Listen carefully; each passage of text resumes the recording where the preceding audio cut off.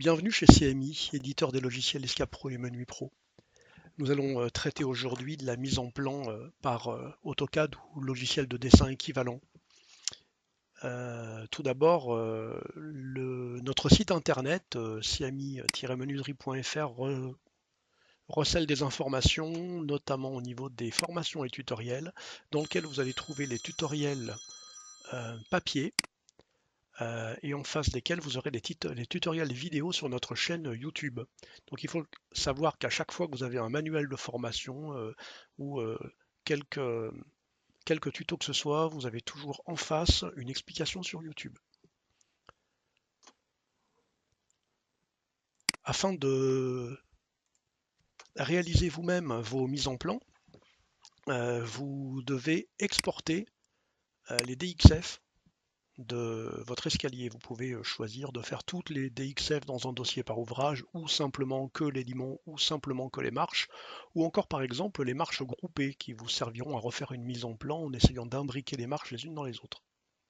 Lorsque vous avez effectué votre export DXF de marches groupées, vous allez le retrouver dans le dossier DXFCAM qui est à la racine de C. Hein. Ça se configure d'ailleurs à la racine de C, le dossier DXFCAM, et vous avez dedans escalier et fenêtre, et dans escalier par exemple, vous avez la référence, la liste des marches, les limons, les poteaux, etc. Ici, vous allez demander à ouvrir un gabarit de dessin. Donc les gabarits de dessin sont au format DWT. Donc nous avons créé un gabarit de dessin pour les tracer à échelle réelle au format DWT. Qui permet en fait d'avoir la configuration idéale en termes de largeur et longueur de tracé. Ici nous avons fait 914 par 5000 et en termes de configuration du tracé lui-même lorsque vous allez le lancer. Pardon. Ouvrez ensuite vos marches groupées, TXFCAM, escalier, liste de marches, la référence 248. Donc là, c'est du fichier de type DXF. Donc là, vous avez les marches droites et ensuite vous avez des marches balancées. Par copier-coller, ramenez ces éléments-là sur le fichier de gabarit. Donc le premier et le second. Nous allons copier et ramener sur le fichier de gabarit. Voilà. À partir de là, nous allons pouvoir bien rentrer toutes les marches à l'intérieur de cet espace de tracé. Donc on va commencer par se débarrasser des éléments qui ne nous intéressent pas, voilà, pour se concentrer uniquement sur les marches qui vont nous intéresser. Donc vous savez que donc ça ce sont les fonctions normales d'AutoCAD dont on va se servir, hein, déplacer, rotation, etc. Donc là par exemple je vais effectuer une rotation de ma marche pour la repositionner. Par exemple la positionner comme ceci. Mon but c'est en fait d'arriver à optimiser l'espace papier. En deux mots, à utiliser le moins de papier possible.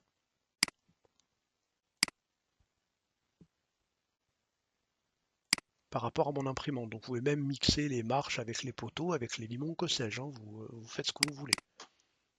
Donc là, ça va me demander un petit peu de temps pour effectuer mes rotations, mes effets miroirs, et puis positionner mes marches les unes à côté des autres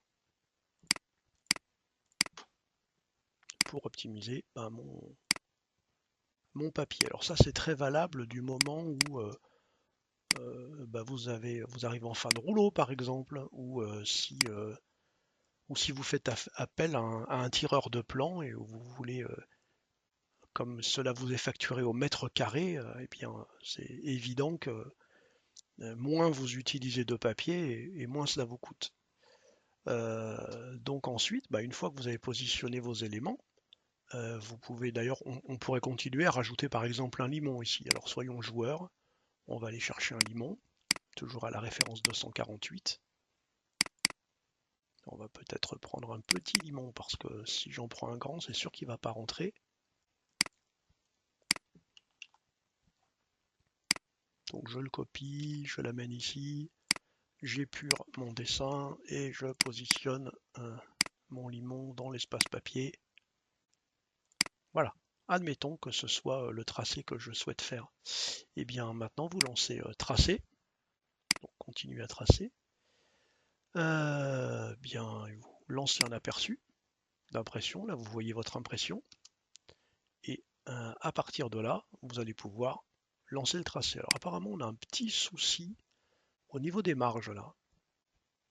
J'ai l'impression qu'on est un peu trop haut.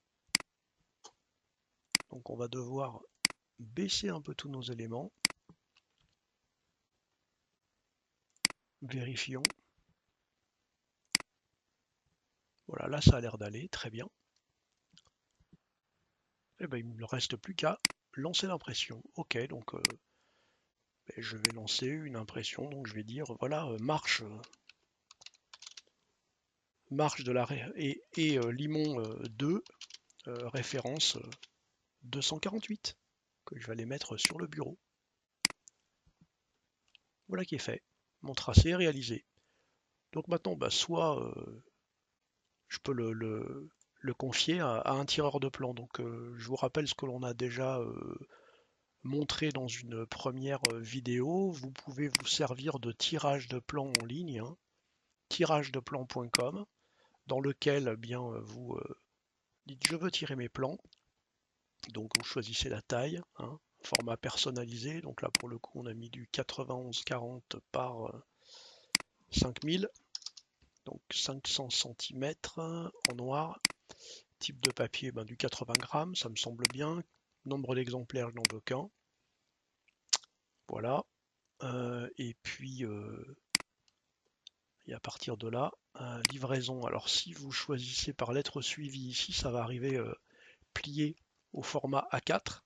Ça sera moins cher. Et si vous voulez que ça soit au format rouleau, ça sera plus cher parce que ça sera livré par Chronopost, hein. C'est quand même du simple au double, hein, les frais de livraison là. Voilà, destination, bon, c'est la France. Très bien, ensuite on vous demande de remplir votre champ, très bien. Et puis à partir de là, eh bien, vous pouvez mettre votre fichier, hein. Donc marche et limon 2, référence 248. Mais à partir de là, en fait, vous allez recevoir un mail de la part de tirage de plan qui va vous dire si votre fichier est bon à imprimer ou s'il ne l'est pas. Et puis en même temps, ils vous redonneront le prix. Alors voilà, vous voyez par exemple là, le prix du tirage est de 10 euros pour un port de 28 euros. Évidemment, j'aurais eu un port moitié moins cher si j'avais utilisé du A4. Je vous remercie de votre attention. Bonne journée.